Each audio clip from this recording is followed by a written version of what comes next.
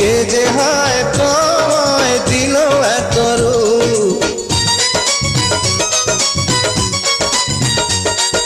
দেখে হয়ে গেলাম আমি যে চুপ।